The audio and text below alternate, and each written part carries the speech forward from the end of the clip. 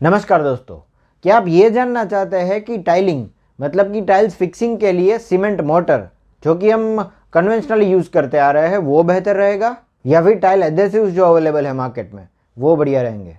तो मतलब कि टाइल्स फिक्सिंग के लिए इन दोनों में से कौन सा बेस्ड ऑन योर रिक्वायरमेंट्स, आपकी रिक्वायरमेंट को कंसिडर करते हुए आपको मतलब लगाना चाहिए, यूज़ करना चाहिए। तो अगर ऐसा है तो इस वीडियो को पूरा देखें और मेरी चैनल सिविल इंजीनियरिंग फोरम को सब्सक्राइब जरूर करें।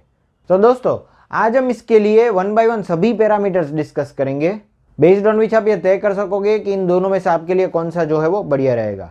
तो सबसे पहला जो पैरामीटर है जिसके बारे में हम बात करने वाले हैं वो है मोटर थिकनेस।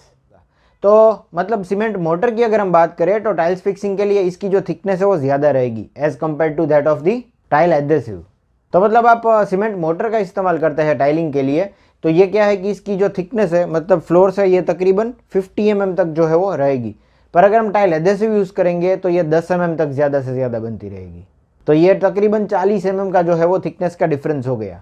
और ये इसलिए है क्योंकि अगर हम सीमेंट मोटर इस्तेमाल करते हैं तो इसमें क्या है कि एक तो बेसिक रिक्वायरमेंट है सीमेंट और उसके साथ साथ सैंड और वाटर मिक्स किया जाता है। पर सैंड की जो फाइननेस होती है मतलब सैंड के जो ग्रेन्स होते हैं उसकी साइज़ थोड़ी मतलब बड़ी रहती है एज़ कम्पेयर टू सीमेंट, मतलब पाउडर से तो बड़ी रहती है। पर अगर हम टाइल एडहेसिव यूज़ करते हैं तो वो एकदम फाइन पाउडर लाइक सीमेंट होता है, वो डायरेक्टली जिसमें हमें पानी मिला करके डायरेक्टली अप्लाई करना है। तो इसीलिए सीमेंट मोटर की जो है वो थिकनेस ज़्यादा रहती है। और बेस्ड ऑन दिस हमारा सेकेंड जो पैरामीटर है वो है मटीरियल रिक्वायरमेंट। तो अब आप समझ ही चुके होंगे कि एक सीमेंट मोटर प्रिपेयर करने के लिए हमें सीमेंट, सैंड और वाटर मिक्स करना पड़ता है। पर अगर हम वो टाइल एडहेसिव यूज़ करेंगे तो क्या है कि वो रेडीमेड पाउडर जो मार्केट में अवेलेबल है एकदम फाइन पाउडर, उसमें सिर्फ पानी मिला करके हमें यूज़ करना है। तो यहाँ पे हमें 50% तक मटेरियल कम हो जाएगा। तो मटेरियल कम होने की वजह से स्टोरेज स्पेस भी कम रहेगी जो हमें सीमेंट मोटर अगर हम इस्तेमाल करते हैं उसके लिए चाहिए होती है फॉर स्टोरिंग एवरीथिंग। सैंड हम कहाँ पे स्टोर करेंगे, सीमेंट बैग्स हम कहाँ पे स्टोर करेंगे। तो ये हो गई बात मटेरियल रिक्वायरमेंट की। फिर हमारा जो थर्ड पैरामीटर है वो है कंस्ट्रक्शन स्पीड। तो ऑब्वियस सी बात है कि जब आप सीमेंट मोटर इस्तेमाल करते हैं टाइल्स फिक्सिंग के लिए तो उसके लिए क्या है कि आपको सीमेंट मोटर रेडी करना होता है और उसके लिए सीमेंट, सैंड और वाटर को मतलब उसके प्रोपोर्शन को देख करके मिक्स करना है। और ये जो प्रोसेस है वो थोड़ा टाइम कंज्यूमिंग है। तो इसीलिए मतलब हमारा जो टाइल फिक्सिंग वर्क है वो डिले होगा। पर अगर हम एक टाइल एडहेसिव यूज़ करते हैं तो उसमें क्या है कि रेडीमेड पाउडर में अब हमें मालूम है कि डायरेक्टली वाटर मिक्स करके हम इसे यूज़ कर सकते हैं टाइल्स लगाने के लिए। तो इससे हमारा टाइलिंग वर्क जो है वो मतलब अगर हम सीमेंट मोटर इस्तेमाल करते हैं तो उसके मुकाबले मतलब आधे टाइम में हो जाता है। तो कंस्ट्रक्शन स्पीड जो है वो टाइल एडहेसिव में ज़्यादा है। फिर हमारा नेक्स्ट पैरामीटर है क्यूरिंग, मतलब वाटर क्यूरिंग की बात करें हम यहाँ पे। अगर हम सीमेंट मोटर इस्तेमाल करते हैं टाइल्स फिक्सिंग के लिए तो ऑब्वियस सी बात है कि अगर आप जानते हो कि सीमेंट जो है उसे सेट करने के लिए पानी का इस्तेमाल करना पड़ता है क्योंकि with the help of water molecules ये हाइड्रेशन प्रोसेस कंप्लीट करता है। हाइड्रेशन का जो मतलब गैसेस रिलीज होता है उसके बाद ये सेटिंग प्रोसेस जो है स्टार्ट होता है। तो इट इज़ मैंडेटरी कि हमें जो सीमेंट मोटर है उसका क्यूरिंग करना है। पर एक टाइल एडहेसिव जो अवेलेबल है मार्केट में वो क्या है कि सेल्फ क्यूरिंग है, इसमें हमें कोई वाटर से क्यूरिंग नहीं करना। तो एक बार टाइल्स लगा दी उसके बाद भी हमें मेंटेन करने के लिए इसमें कुछ ध्यान नहीं रखना है। फिर हमारा नेक्स्ट पैरामीटर है क्लीनलीनेस, मतलब कंस्ट्रक्शन साइट पे कौन सा वाला जो मटेरियल है वो ज़्यादा क्लीन होता है, मतलब क्लीनलीनेस मेंटेन करने में हमारी हेल्प करता है। तो अगर हम सीमेंट मोटर की बात करें जो कि कन्वेंशनली हम यूज़ करते आ रहे हैं तो उसमें क्या है कि सैंड, सीमेंट, वाटर ये सभी मिक्स करना पड़ता है, फिर उसका क्यूरिंग करना पड़ता है। तो इसीलिए क्या है कि मतलब ये क्लीन मेंटेन करने में थोड़ा मतलब प्रॉब्लमेटिक है। पर इसके अलावा अगर हम टाइल एडहेसिव इस्तेमाल करते हैं तो इसमें क्या है कि मतलब क्लीनलीनेस की कोई झंझट नहीं रहती। मिक्सिंग, क्योरिंग ये सभी क्या है कि स्टेप्स जो है वो एलिमिनेट हो जाएंगे। तो मतलब हमारी साइट क्लीन रखना बहुत आसान हो जाएगा। और ये क्या है कि इससे हमारी कंस्ट्रक्शन की स्पीड पे भी इफेक्ट पड़ेगी। तो ये हो गई बात साइट क्लीनलीनेस की। अब हमारा नेक्स्ट पैरामीटर जो है वो है वेस्टेज, मतलब अगर हम सीमेंट मोटर इस्तेमाल करते हैं तो इसमें सीमेंट, सैंड, वाटर ये सभी चीज़ें मिक्स करने में, फिर ट्रांसपोर्ट करने में, सीमेंट बैग्स को यहाँ से वहाँ पे लाने में थोड़ा बहुत क्या है कि वेस्टेज निकलता है। तो तकरीबन अगर हम कंसीडर करें तो as compare to tile adhesive इसमें 20% तक ज़्यादा वेस्टेज होता है। पर टाइल्स एडहेसिव जो है उससे कोई वेस्टेज नहीं निकलता। डायरेक्टली क्या है कि हम इसमें इस पाउडर में पानी मिला करके डायरेक्टली टाइल्स फिक्स कर सकते हैं। अब हमारा नेक्स्ट पैरामीटर जो है वो है क्वालिटी कंट्रोल, मतलब कौन से वाले मटेरियल में हम इजीली क्वालिटी कंट्रोल कर सकते हैं। एक समान सभी मतलब टाइल्स में क्वालिटी रखनी होती है। तो अगर हम सीमेंट मोटर का इस्तेमाल करते हैं तो इसके बारे में अगर आप जानते हैं कि सीमेंट के कोई भी प्रोडक्ट या फिर कुछ भी हम सीमेंट से बनाते हैं तो इसमें बहुत सी चीज़ों का ध्यान रखना पड़ता है।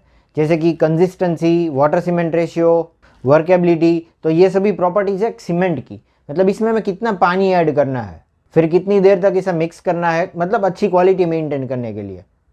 फिर अपार्ट फ्रॉम दिस हमें सैंड की क्वालिटी चेक करनी होती है, क्योंकि देखिए ये सैंड जो है वो फैक्ट्री में बन के नहीं आती, हर बार हमें अलग क्वालिटी मिलेगी सैंड की, तो ये हमें टेस्ट करनी होती है।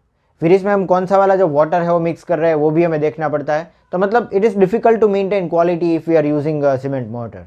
पर अगर हम टाइल एडेसिव यूज़ करते हैं तो ये क्या है कि फैक्ट्री में डायरेक्टली बन के पैक होकर के आती है, तो इसमें हमें ज़्यादा झंझट नहीं रहेगी, हमें टेस्ट करवाने की ज़रूरत नहीं है, डायरेक्टली इसमें मतलब हम वाटर मिक्स करके इसे यूज़ कर सकते हैं। तो क्वालिटी कंट्रोल मतलब जो है वो टाइल एडेसिव में इजीली हम मेंटेन कर सकते हैं। फिर पैरामीटर नंबर 9 है रिक्वायरमेंट ऑफ स्किल्ड वर्कर।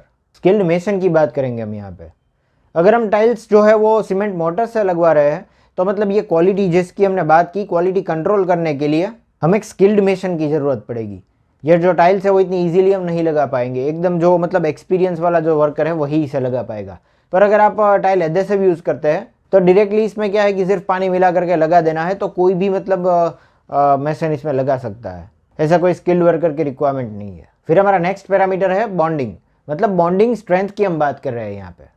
तो एक बार आपने जो टाइल्स है वो सीमेंट मोटर से सपोज आपने लगा दी, तो ये सीमेंट मटेरियल कुछ इस तरह से बनता है कि इसमें जो एक्सपांशन और कॉन्ट्रैक्शन जो है वो टेम्परेचर की वजह से बहुत ज़्यादा आता है, मतलब इसका जो वॉल्यूम है, इसका कद जो है वो टेम्परेचर के साथ साथ कम या ज़्यादा हो जाता है। तो इसकी वजह से क्या है कि इसमें इंटरनल क्रैक्स डेवलप होती है और हमारी टाइल्स जो है उसमें वो मतलब साइड में से अगर आपने देखा हो तो वो निकलने लगती है।